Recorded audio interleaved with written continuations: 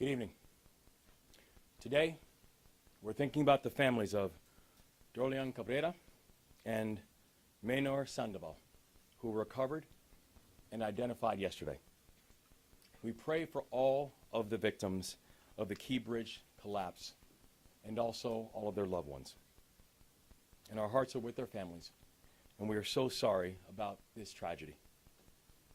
Nuestros corazones están con las familias. Lamentamos mucho esta tragedia. Now, before I walk through our progress today, I want to provide a breaking update that we just received in the last few hours. This morning, we submitted an initial $60 million request to the Biden-Harris administration for initial mobilization, operations, and debris recovery efforts. And I can report that as of this afternoon, the Biden-Harris administration has approved that request. We are deeply grateful to President Biden, to Secretary Buttigieg, to our federal delegation, and all of our federal partners. I was thankful to receive a call just about an hour ago from Secretary Buttigieg, and I'm grateful for the way that the administration has continued to lean in and support us. And I recently had a chance to thank them all personally for the continued work.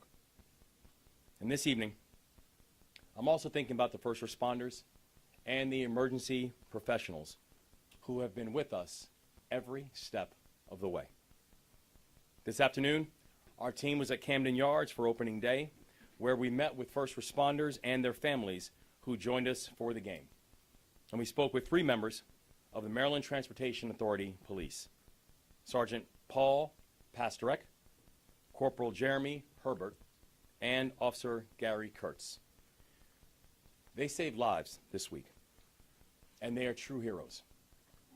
We had a chance to speak about not just the lives that they saved by being able to halt traffic just as the bridge was collapsing, but also the unimaginable reality that even after the bridge had collapsed, had that traffic not been stopped in the darkness, cars would have continued to come.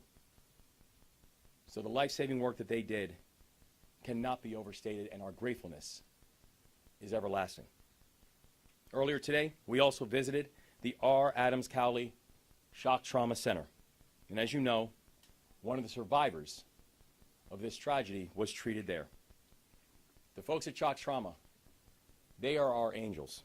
And I want to thank all of our emergency personnel, to include the United States Coast Guard, the Maryland State Police, the Maryland Transportation Authority and the MDTA Police, Natural Resources Police, Baltimore City Fire, and police departments in Baltimore City, Prince George's County, Anne Arundel County, and also Baltimore County. And I also want to thank people who have been reaching out from all across the country and all across the world. And this evening, I want to give a few special thank yous. One to our members of the General Assembly in Maryland, who, as we're going to the process of wrapping up another legislative session, have just been consistent partners throughout. And I know that any response that we have is going to be a collective one. But also, I want to give a special thanks to all the governors who have contacted me. I've heard from many chief executives, both past and present. I have heard from governors who are both Democrats and Republicans, governors from big states and little states. They've shared their support, and they share their counsel. And they've reminded me that in this moment, Maryland is not alone. At this point in the recovery, we are moving at full speed on a number of key priorities. And I've issued 4 directives to this team. The first, we need to continue to focus on recovery, because it is our obligation to bring a sense of closure to these families. The second, we need to clear the channel and open vessel traffic to the port, because the health of the Maryland economy and the national economy depends on it. Third, we need to take care of all the people who have been affected by this crisis. And that means the families, that means the workers, that means the businesses, that means the first responders, that means everybody. And in the military, I know I was taught something. And one of the things we were taught is you always take care of your people. And we are going to make sure that in this moment, we take care of our people. And fourth, we need to rebuild the Francis Scott Key Bridge. Going forward, you can expect regular updates on each of these 4 directives, but I want to be clear. This work will not take hours. This work will not take days. This work will not just take weeks. We have a very long road ahead of us. We understand that, and we're preparing. And yesterday morning, our team and members of the federal delegation traveled to the site of the collapse on a Coast Guard cutter. You've had a chance to see the wreckage from far away. Yesterday, we had a chance to see it up close. And when you have a chance to see that wreckage up close, you fully understand the enormity of the challenge. This is an incredibly complex job, and our timeline will be long. And all of us can remember when the container ship that got stuck in the Suez Canal a few years ago, when that happened. It's important to remember that it took 5 weeks to dislodge that ship. Well, if you think about what the dolly is almost as long as the Eiffel Tower. And the dolly has the key bridge on top of it. We're talking 3,000 to 4,000 tons of steel that's sitting on top of that ship. So we've got work to do, but we're moving. So first, on recovery, the best evidence we have at this time suggests that to advance our recovery efforts, we need to do more work in order to clear the channel. As of last night, the Maryland State Police have suspended diving operations due to security concerns, and further engineering analysis is ongoing to determine our next steps to bring closure to the families and set the course for salvage operations. As of this morning, I also received a briefing from the Unified Command on the extraordinary conditions our divers are working under. What our divers are seeing right now is this, is that water is so dark and the debris is so dense that in most instances, our divers cannot see any more than a foot or 2 in front of them. So much of the operation is simply feel. These divers have been methodical, they've been disciplined, they have been courageous, diving in darkness with objects all around them. And so to all of our divers, I want to let them know that we are grateful for their service. Second, on clearing the channel and opening the vessel traffic to the port, I've said it before, I will say it again, and I will keep on saying it. This is not just about Maryland. This is about the nation's economy. The port handles more cars and more farm equipment than any other port in America. And at least 8,000 workers on the docks have jobs that have been directly affected by this collapse. Our economy depends on the Port of Baltimore, and the Port of Baltimore depends on vessel traffic. Yesterday, we were briefed by the commander of the U.S. Army Corps of Engineers for the Baltimore District, and she laid out her team's efforts with the U.S. Navy to mobilize major resources from around the country at record speed to clear the channel. Under the leadership of Colonel Pinchason, the Army Corps is moving the largest crane in the eastern seaboard to Baltimore to help us. And it's estimated that that will arrive later on this evening. And third, taking care of our people. I want to provide 2 updates. The first, the Maryland Department of Labor now has established a hotline for unemployment insurance for workers affected by the collapse. The number on that hotline is this, 667-930-5989.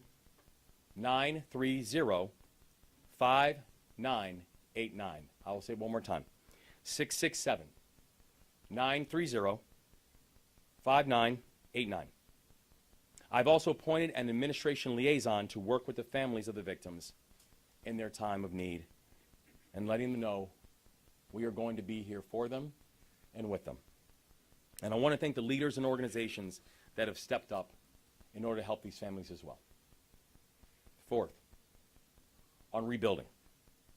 We cannot rebuild the bridge until we have cleared the debris. We are working closely with our partners to marshal the funds to move forward on that build so we can be ready when we reach that point of the work. And I want to end by assuring the people of Maryland that this work is moving together at a full clip. And this work is moving forward together. The best minds in the world are here, right now, in Baltimore. They are working on this project in a methodical and a rigorous way, and we are continuing to work with leaders in the community to provide the support to the families and all of those affected. To the people of this state, I say we are going to get through this because we are Maryland tough and we are Baltimore strong. And in this moment, before I hand it off to the U.S. Coast Guard, I want to say we're also here joined by the Maryland State Police, the U.S. Army Corps of Engineers, the Maryland Department of Transportation, Senator Ben Cardin, Senator Chris Van Hollen, Congressman Kwesi Mfume, a representative from the Federal Highway Administration, County Executive Johnny Olszewski, the Mayor of Baltimore City, Brandon Scott. And I'm grateful for all the partnership that they have all shown in this time of need. So now, I will hand it off to the Coast Guard and a briefing by Rear Admiral Gilreath. Admiral. Thank you, Governor. Thank you. Good evening. I'm here representing the Unified Command tonight. My name is Rear Admiral Shannon Gilreath, but the people that you see to my right, they are people that make up that Unified Command. They are some of the key leaders in that Unified Command, and they are making a difference in helping us accomplish our number one priority, which is to reopen the Port of Baltimore. We're going to do that in some steps. Step one of that is we're going to clear the debris from the channel. Step two is we're going to remove the vessel. And step three is remove the rest of the bridge debris from the waterway. And we got the cranes on their way to help us do that. But before we can actually engage in lifting, we've got to complete the assessment process of the bridge and the pieces of the bridge are in the water so that we can figure out how to cut the bridge into the right size pieces so that we can actually lift them with the crane. And we are doing those assessments right now with underwater surveys, with engineering teams back in the Unified Command, with our Army Corps of Engineers, with our Navy SUPSALV, with Coast Guard, with all of our partners that you see up here. That is our number one priority, is to reopen the Port of Baltimore as fast as we can and do it safely. And that's what we're committed to do, and that's what we're going to continue to work towards. Governor, thank you for the opportunity to brief this evening. Thanks, Albert.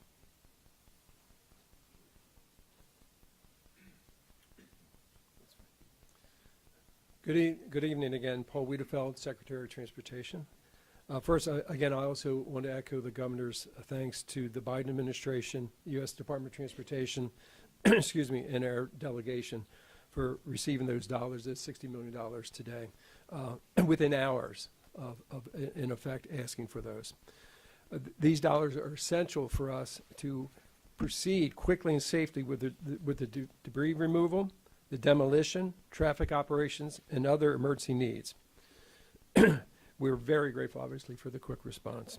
As you heard, our federal partners are focused on clearing the channel as the number one priority. MDOT's focus is also in that area, but also we have to do other things. First, we got to deal with the traffic implications of losing part of the 695 Beltway. Second, we have to work with the port on the job issues and on their business needs. And then third, we have to start the planning and design for the rebuilding of the Key Bridge. In terms of traffic, we are already seeing the impacts along the alternative routes in our communities. Since the collapse, each day about 15,000 additional vehicles are traveling through the Fort McHenry Tunnel I-95. And about 7,000 additional vehicles are using the Baltimore Harbor Tunnel, I-895. The bridge was also a crucial route for tractor trailers that cannot use these tunnels, the two tunnels. We anticipate 2,500 of these tractor trailers will use the west side of I-695.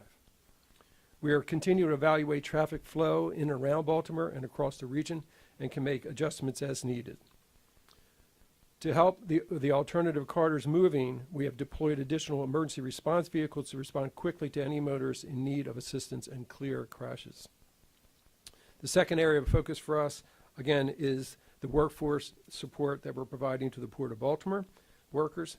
To continue this work in partnership with the Maryland Department of Labor, as the governor mentioned, to identify impacted needs and what we can do. We're also looking at available US DOT programs in that front as well. We also are looking at what we had achieved during the COVID era when we were helping workers as well. And tomorrow we will hold a stakeholders meeting to address business and labor needs with the port community. The third area that we're focusing on, obviously, is the rebuilding of the bridge. We're working with our partners at USDOT. We've had several meetings today to start that process.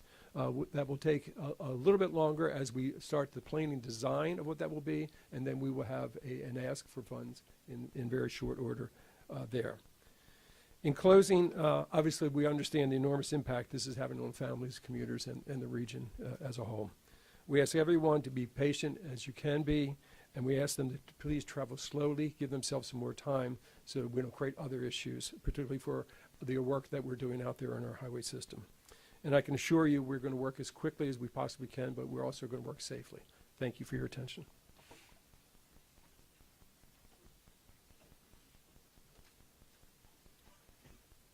Senator Ben Cardin, I want to join all that are here with our prayers and condolences to the victims and their families. Our hearts go out to you, and our thanks to the first responders who literally saved lives and are working every day to get the port open and to get this bridge rebuilt as quickly as possible. Governor, I want you to know your federal delegation is with you.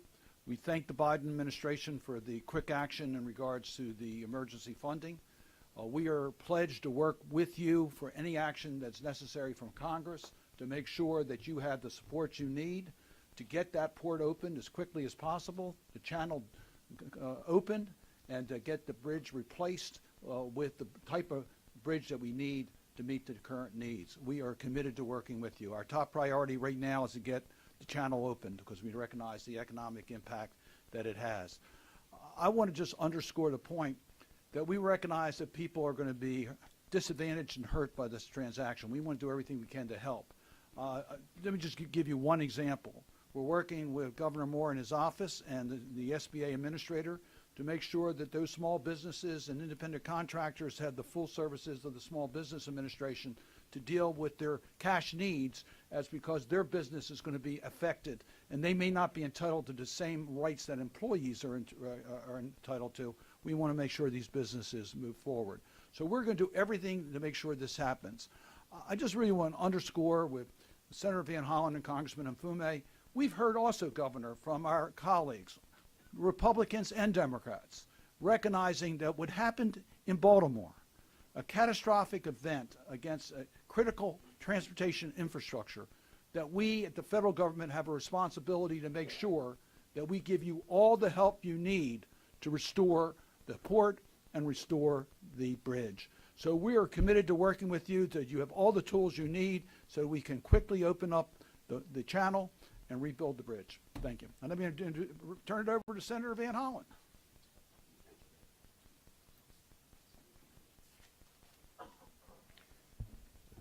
I want to start where the governor did and where Senator Cardin and others have. Our thoughts are with the families of the 6 construction workers who died. And we will be with them every step of the way. Thank you, Governor, for all the support your team has given to them, and also to the first responders who the governor described in detail, the kind of risks they've taken on themselves to undertake this effort. I just want to provide a couple other facts about the federal role, and it's great to be working with my colleague and friend, Senator Cardin, Congressman Mfume, and the entire team Maryland. We are united, and as Senator Cardin said, we are hearing from our colleagues from around the country, Republicans and Democrats. I want to thank the President and the Biden administration, the Army Corps of Engineers, the Coast Guard, other federal agencies have deployed. They've been on site from the very beginning. Secretary Buttigieg was here and remains fully engaged.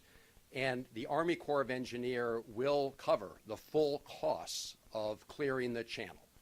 We all recognize that getting the Port of Baltimore running again at full speed is a priority given all the jobs that are associated with it, all the small businesses, all the other businesses, and as the governor has pointed out, this is not just a Maryland issue, it's a national and global question. So I'm very pleased the Army Corps will be picking up those costs. As I understand it, there are 32 members of the Army Corps of Engineers on the ground right now surveying the situation. The Navy has been contracting with the salvage operation. There are 38 contractors under the Navy's oversight with respect to that. So this is happening right now, and as the governor said, we've got one of the big lifts, cranes coming. I think it's 1,000-ton crane coming around midnight, and another 400-ton crane coming Saturday for the operations to clear the channel. A word about the quick action that the governor and the secretary and others took to get the application in for the Federal Emergency Relief Program. This is a federal program designed for this kind of emergency, and as you heard, they've already been authorized for the $60 million from the federal government to cover all the costs of dealing with the surrounding traffic and issues that have come up since the bridge right now, of course, is collapsed and is on top of the ship. Importantly, that emergency relief program is also what will cover the lion's share of the costs of rebuilding the bridge. And the Department of Transportation also found the state eligible for that program today. So they authorized $60 million, but they have found the state eligible for the emergency relief funds, which will help cover the lion's share of the costs of reconstructing the Key Bridge. And Senator Cardin and I, working with the president, working with the governor and others, will be introducing legislation to cover the remainder that is not already covered under the emergency relief program. So we are here together as Team Maryland. I want to thank everybody who's been part of this effort. Governor, thank you again for bringing us all together. To the mayor and the county executive, thank you all for your leadership, and to the members of the General Assembly who are here. Again, the families remain in our prayers. We were going to get this done for the state of Maryland. And let me now turn it over to you. Congressman Mfume.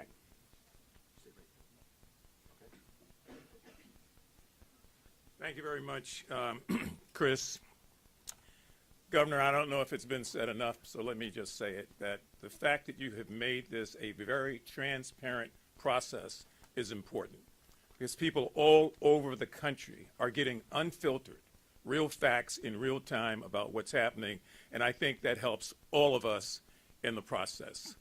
I'm Kwaisi Mfume. This is my congressional district, and Senator Cardin and Chris Van Hollen, the three of us represent just a part of Team Maryland.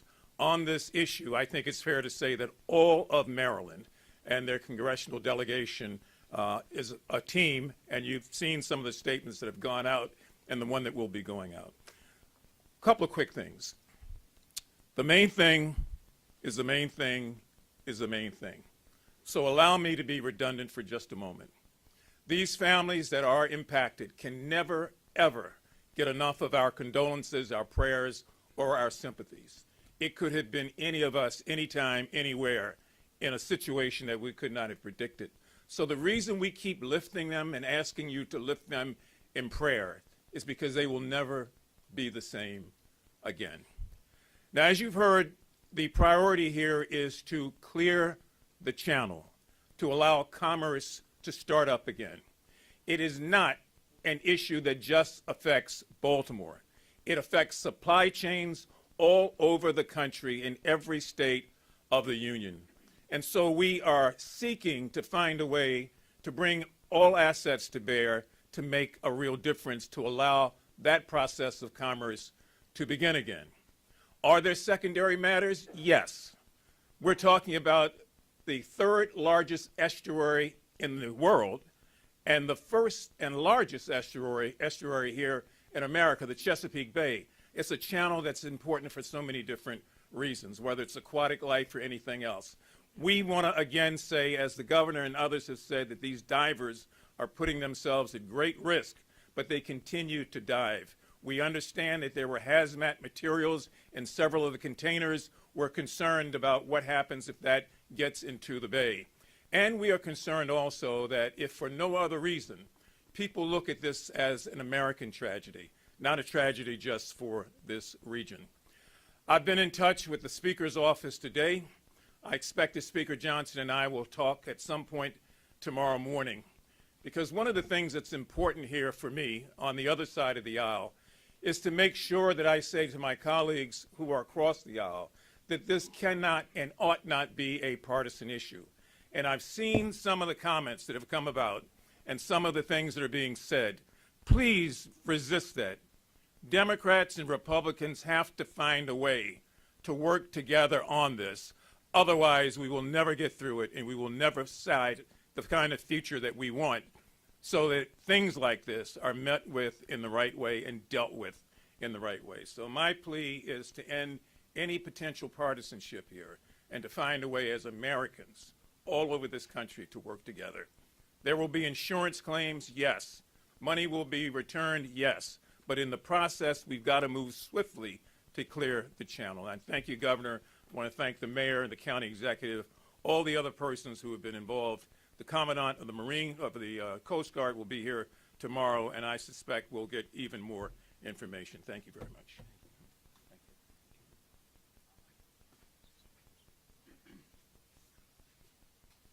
Good evening. My name is Shailen Batts. I'm the Federal Highway Administrator, and on behalf of Secretary Buttigieg at the U.S. Department of Transportation and President Biden, I just want to say, first and foremost, on the infrastructure and side, we'll come to that, but you know, everybody here has begun by talking about people, and I don't think we could have a president who has more empathy when there is loss of life, and I think that has been communicated clearly that for the workers who lost their lives, I think the president has deep and abiding concern, and also for the workers who are being impacted by the closure of the port. Was up here with Secretary Buttigieg on Monday, touring the site with the governor, the delegation, and it was a really fantastic turnaround of this application for the $60 million. And just to be clear, the emergency relief program that flows through the Federal Highway Administration, you know, this is the program that states will turn to when there are floods, fires, hurricanes, and other disasters, and this fits that category. And so we want to be clear that this is just a down payment, this $60 million. It is not the final payment. We will be here with Maryland DOT and Governor. I have to say that your DOT team, the toll authority team, have just been fantastic, really on top of the game as we work forward with this. The Corps very focused on getting the channel open, and from a DOT and Federal Highways perspective, we're looking at the longer term prospect of getting that bridge rebuilt, because we know that's also critical to the region. So we'll continue to be a partner, and just want to commend all the great work that's gone on so far. Thank you very much.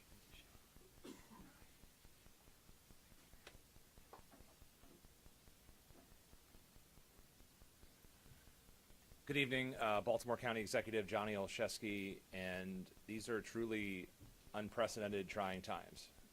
And in the midst of dealing with unspeakable tragedy, we're also trying to then also move forward with a road to recovery and resiliency. And to have leadership in this space, led by our governor, but to have leadership at all levels stepping forward in this moment is truly heartwarming. I know people are feeling this very deeply in a very personal way, including the families who have lost their loved ones.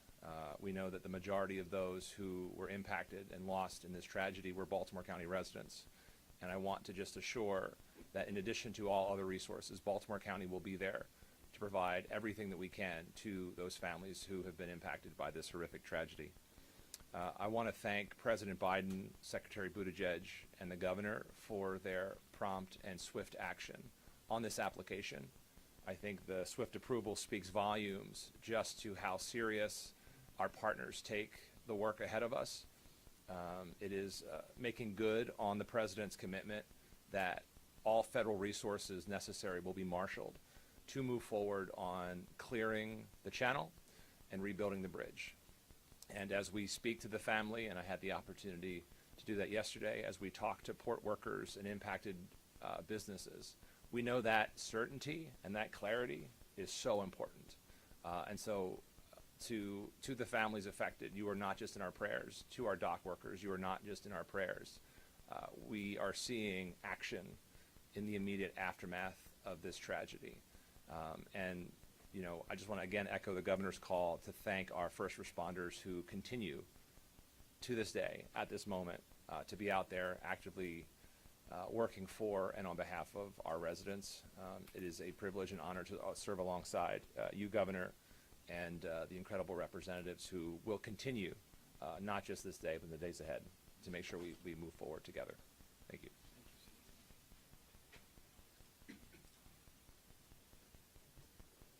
Good evening. Mayor Brandon Scott of the City of Baltimore. First and foremost, our prayers and thoughts continue to be with the families of those who we lost and the thousands of people who are impacted by this horrific tragedy. As you know, both the governor and I were at opening day today. We had time to spend with those heroic members of the Transit Authority Police Department who saved lives by shutting down bridge traffic. I also had the time to spend with some of my Baltimore City fire divers who dove right in and bravely searched for those who we tragically lost. Speaking with them, however, made a few things crystal clear for me. One, the dedication, determination, and selflessness of our first responders should never be questioned, ever. But two, the spirit and greatness of this city and state are in its people, like those courageous public servants. And that is why we cannot be broken. I looked into the eyes of these men who looked death dead straight in the eye and continued to do their job bravely. I didn't see brokenness or despair. I saw hope and determination, just as I see in all the well wishes coming from all over Baltimore and all over Maryland, all over to rebuild. Following the recovery of the two victims yesterday, we remain hopeful that in the course of this salvage work, we are able to recover those who remain missing and bring them home to their families. I have directed my administration to work directly with Governor Moore and his fabulous team on any and every effort that must be taken. And Mr. Governor, while we thank our president for moving swiftly, we have to thank you. We know this is a very heavy burden to bear, and you have been leading with courage, with dignity, but also in the right way. So thank you very much. Also, the city is actively working with our partners to help families through this incredible time. The Mayor's Office of Immigrant Affairs has set up a fund through the Civic Fund to provide assistance to those directly impacted and is facilitating connections with local community-based organizations who are providing direct support in case management, crisis support, and mental health to the families.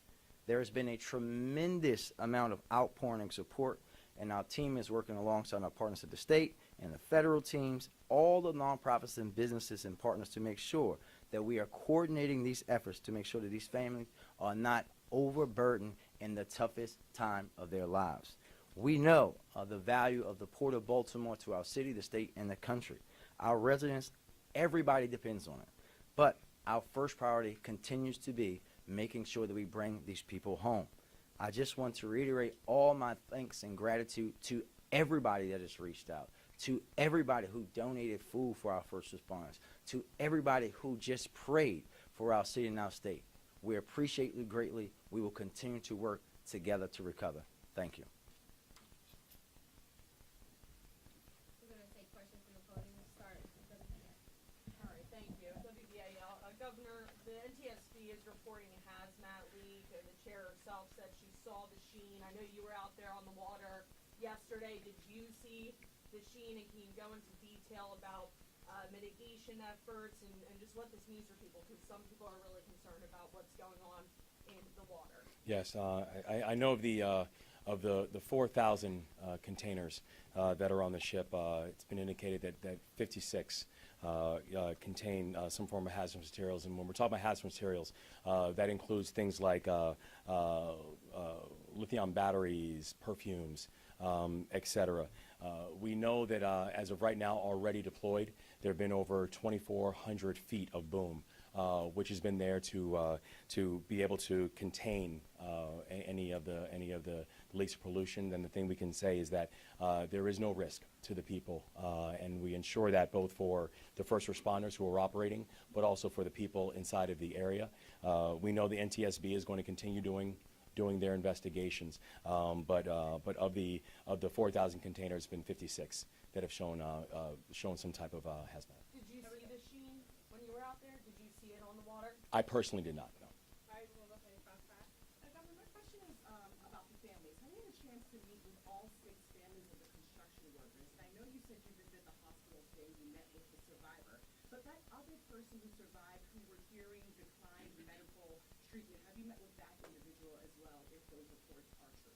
So the people who we met with today at Shot Trauma were actually the physicians and nurses and doctors and medical personnel who were there on site that night to treat the individuals. And so I just spent some time with them just to say thank you for their work. I did have a chance to speak with one of the survivors prior, but that was 2 days ago that I had a chance to speak with him. And I did have a chance to speak with a room full of family members of the victims, and that was when I had a chance to both share time with them and also pray with them and for them. And it's just a follow-up to that fund. I don't know if Renee Scott can answer that. People who do want to donate to the families, is it that fund they should donate to? Because now we're seeing a bunch of GoFundMes and things pop up, people who do want to help out these families.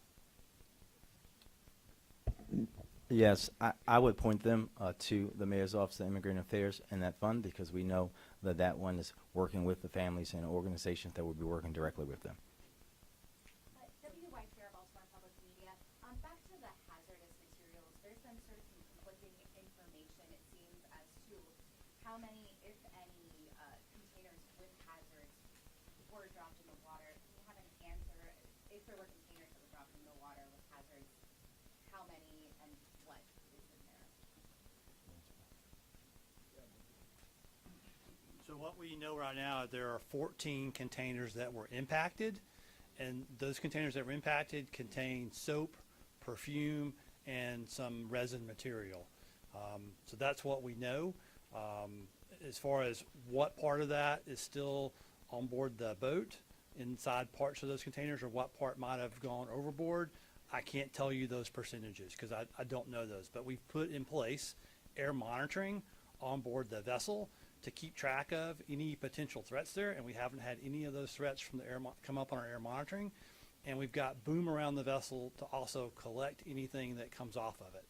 The sheen that I think's been reported, I think has to do with there's a bow thruster on the front of the ship that allows the ship to normally move to port or starboard as it's coming into port, approaching a dock, etc. There's some oil associated with that bow thruster, and we think there were roughly 80 liters of oil in that area. And so we think that's really where the sheen's coming from. But our ability to get directly underneath that is really too dangerous, because that's where those containers are hanging off the side of the ship, as well as the pieces of the bridge that are there. And we're trying to keep our first responders, as the governor and everyone else has set up here, we're trying to keep them as safe as possible. We do not want to make this tragedy for those families worse. I'm sorry, just impacted. Like what Impacted is everything from the bridge falling on them, and they're potentially cracked open the container, to more serious damage to the container, and they're in different stages of that when you look at it. All right, thanks, son. I have a question about the bridge itself. If there were stronger protective systems around the pier, could the collapse have been avoided? Do we know that yet? We know that NTSB is conducting a thorough investigation into what happened, and I think it's still early days of the investigation. So we would not want to speculate as to what could have or should have preventative. The thing that we know is that we are going to and will continue to focus on making sure that our infrastructure in our state is safe. But I know in that specific incident, NTSB is still in the early stage of their investigation. COP, please. Go ahead. What can you tell us, if anything, about how the construction workers on the bridge learned of what was ultimately about to happen? And separately, can you just give us the exact number of remaining construction workers that are still outstanding at this particular point? Yeah, so the investigation is still ongoing as to how individuals were notified once the initial Mayday call came in, and what we know right now is that there are still 4 individuals who we're still unaccounted for. Last word back. Yes, Governor. You've already touched on it, and the ball is rolling, and that is certainly good news with the facts and figures of the help that's already here. But from the heart, what do you say to the people of Baltimore in particular regarding what you call this very long road after what's happened? Notably, when talking about how this will certainly affect the commute, people's work, and their daily lives. What do you say? I'd say to the people of Baltimore is that there is no higher priority than making sure that we can return not just a sense of normalcy to them, but also continuing to give them an opportunity to live in a community that is growing and thriving. We have been moving on this literally since the early hours of when the incidents happened, and we haven't stopped, and we're not going to stop. That every priority in terms of how are we thinking about alternative routes, in terms of supporting their transportation needs, about making sure that we are both caring for the families and the victims, while also making sure we're prioritizing the clearing of the channels, and making sure that we are going to get the Port of Baltimore opened and get this bridge rebuilt, and that is our core focus. To follow up, please, with Mayor Scott. Same question, Mayor. What do you say to the people of Baltimore in particular about how are you expecting them to cope? I think the governor hit the nail on the head, Keith. This is a priority for all of us, but what we have to ask our residents is to be patient, because we have to not only do this quickly, but do it the right way so that every T is crossed, every I is dotted, and that we make sure that we are building our infrastructure to be stronger in the most quickest and fastest way. We all understand the importance and will be there to support our residents, but we have to do it the right way. All right, Ms. Bradville. Governor, absolutely back here. Look, I know you don't want to give a specific timeline for a very obvious reason. But there's one crane, the Chesapeake 1000, has arrived, talking about other cranes that we missed a lot. I thought someone today was in the industry and described how they're going to cut the bridge into pieces and pick it up and sweep the bottom and divers are going to put in explosive charges. Realistically, how quickly can we get this done? This person was telling me, it could be a matter of weeks. I mean, what's your most optimistic?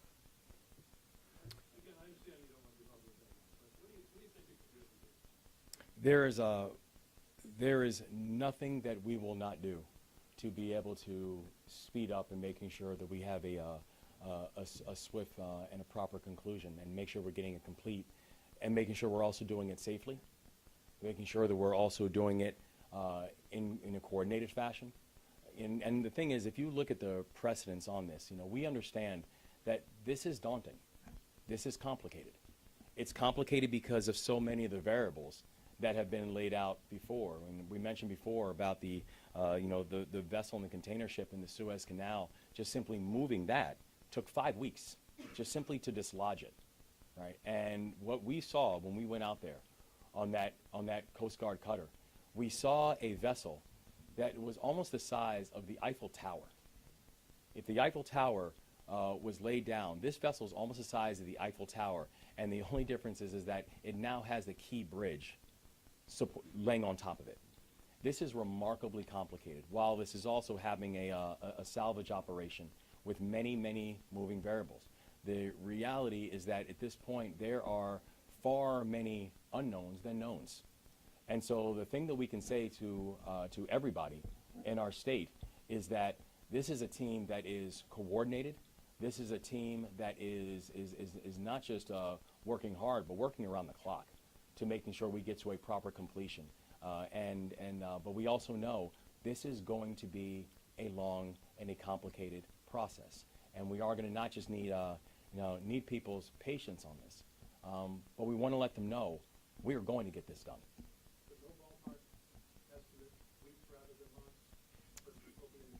This is going to be a long process because it's a very complicated process, but people should rest assured we are going to get this done and they can bet on that.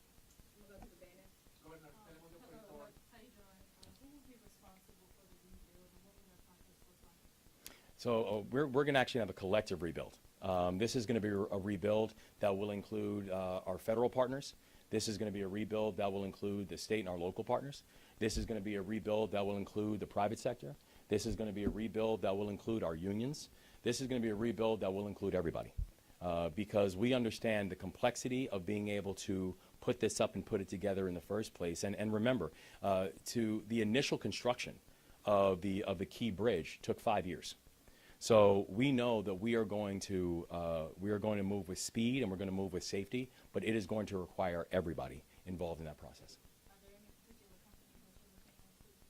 No, it's still too early to go through individual companies. Yes, Telemundo 44. Governor, this morning I talked with Luis Hernandez's mother. She told me his son wasn't a U.S. citizen, but he gave his life for this country. What did you talk about this, and what your office, mayor office, and executive office could do for this family? So our heart breaks for these families because these families are living a nightmare.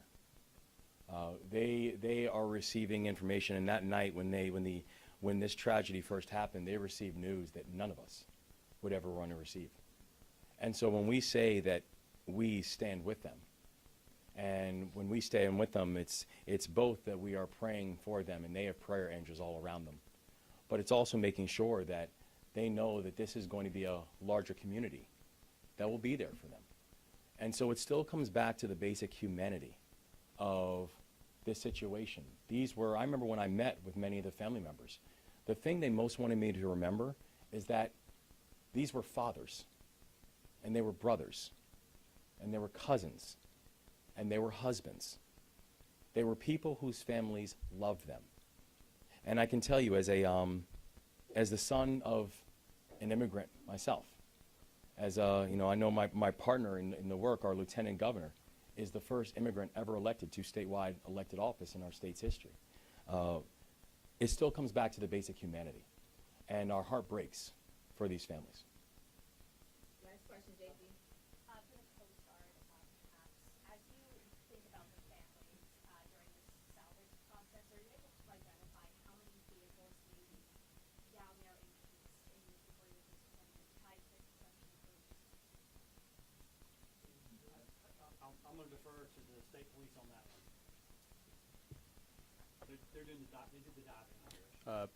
Based on this morning's briefing, once we ceased diving operations with physical divers, we sent remote vehicles down there with sonar arrays that were able to plot what's actually down there. We know there's at least one vehicle, larger in size, that is completely encapsulated by the structure, the superstructure of the bridge, concrete, rebar, etc. It's going to take some time to get to that, and it's going to take some time to do that carefully and then to shore that up before we can put divers in there to recover that, whatever's in that vehicle. Thank you all.